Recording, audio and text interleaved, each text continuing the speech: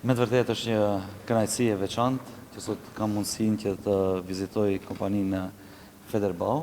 dhe pikërisht edhe qëllimi në momentin kur e krijuam planin për zhvillim ekonomik ishte ky. Pra, jo vetëm se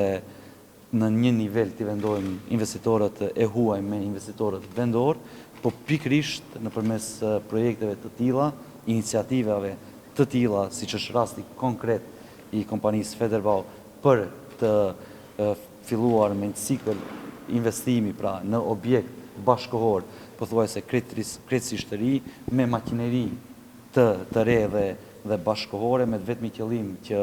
të rrisi apo të hapi vendet e reja të punës, po njëkohësisht të rrisin edhe produktivitetin dhe në atë mënyrë pra kompanitë e Maqedonisë së Veriut, kompanitë e komunës së Titovës, të rajonit të Pollogut të jenë më konkurruese jo vetëm në tregjet vendore, por edhe në tregjet rajonale, po pse jo në një të ardhme shumë të shkurtër edhe në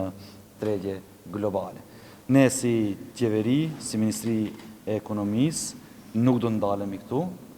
duke mbështetur dhe përkrahur biznesin vendor, dhe në veçanti bizneset mikro, të vogla dhe të mesme. Pra, që nga viti i ardhshëm, do të fillojmë që të investojmë edhe në kapitalin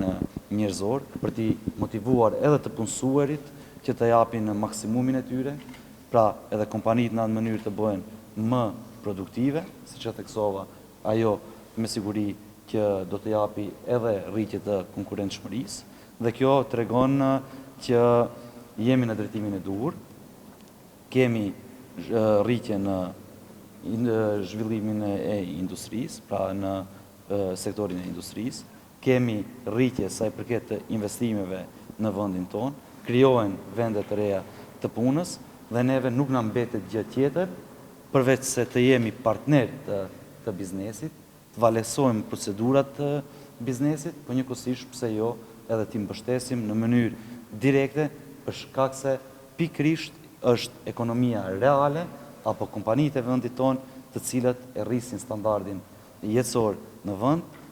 rrisin kushtet e punëtorëve dhe në atë mënyrë me siguri që rrisin edhe kvalitetin e jetës në Maqedoninë e Veriut.